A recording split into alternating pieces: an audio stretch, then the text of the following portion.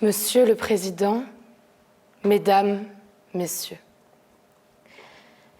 si j'interviens aujourd'hui à cette tribune, ministre de la Santé, femme et non parlementaire, pour proposer aux élus de la nation une profonde modification de la législation sur l'avortement, croyez bien que c'est avec un profond sentiment d'humilité devant la difficulté du problème comme devant l'ampleur des résonances qu'il suscite à la plus intime de chacune des Françaises et en pleine conscience de la gravité des responsabilités que nous allons assumer ensemble.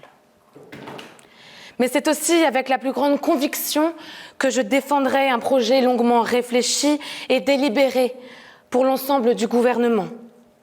Un projet qui, selon les termes mêmes du président de la République, a pour objet de mettre fin à une situation de désordre et d'injustice et d'apporter une solution mesurée et humaine à un des problèmes les plus difficiles de notre temps. Mais, me direz-vous, pourquoi avoir laissé la situation se dégrader ainsi? Et pourquoi la tolérer? Pourquoi ne pas faire respecter la loi? Parce que si des médecins, si des personnels sociaux, si même un certain nombre de citoyens participent à ces actions illégales, c'est bien qu'ils s'y sentent contraints, en opposition parfois avec leurs convictions personnelles. Ils se trouvent confrontés à des situations de fait qu'ils ne peuvent méconnaître. Parce qu'en face d'une femme qui a décidé d'interrompre sa grossesse, ils savent qu'en leur refusant le conseil et le soutien, ils la rejettent dans la solitude et l'angoisse d'un acte perpétré dans les pires conditions, qui risque de la laisser mutilée à jamais.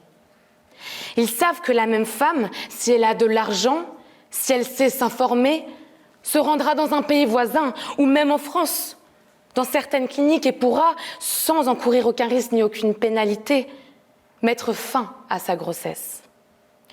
Et ces femmes ne sont pas nécessairement les plus immorales ou les plus inconscientes. Elles sont 300 000 chaque année. Ce sont celles que nous côtoyons chaque jour et dont nous ignorons toujours la détresse et les drames.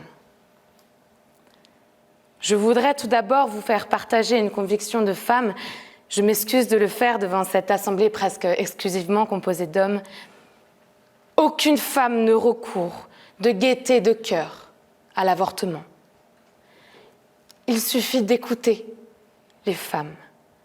C'est toujours un drame et cela restera toujours un drame.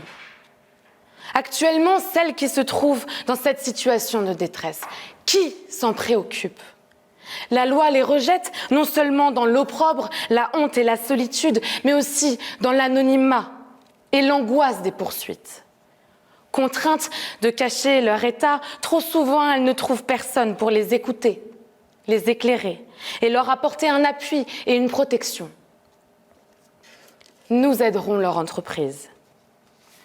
Mais la sollicitude et l'aide, lorsqu'elles existent, ne suffisent pas toujours à dissuader.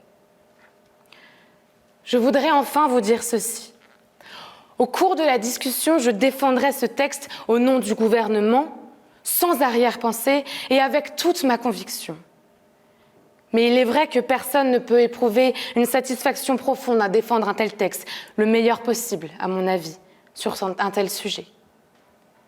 Personne n'a jamais contesté, et le ministre de la Santé, moins que quiconque, que l'avortement soit en échec, quand il n'est pas un drame. Mais nous ne pouvons plus fermer les yeux sur les 300 000 avortements qui, chaque année, mutilent les femmes de ce pays, qui bafouent nos lois et qui humilient ou traumatisent celles qui y ont recours. L'histoire nous montre que les grands débats qui ont divisé un moment les Français apparaissent avec le recul du temps comme une étape nécessaire à la formation d'un nouveau consensus social qui s'inscrit dans la tradition de tolérance et de mesure de notre pays. Je ne suis pas de ceux et de celles qui redoutent l'avenir. Les jeunes générations nous surprennent parfois en ce qu'elles diffèrent de nous. Nous les avons nous-mêmes élevés de façon différente de celle dont nous l'avons été. Mais cette jeunesse est courageuse, capable d'enthousiasme et de sacrifice, comme les autres.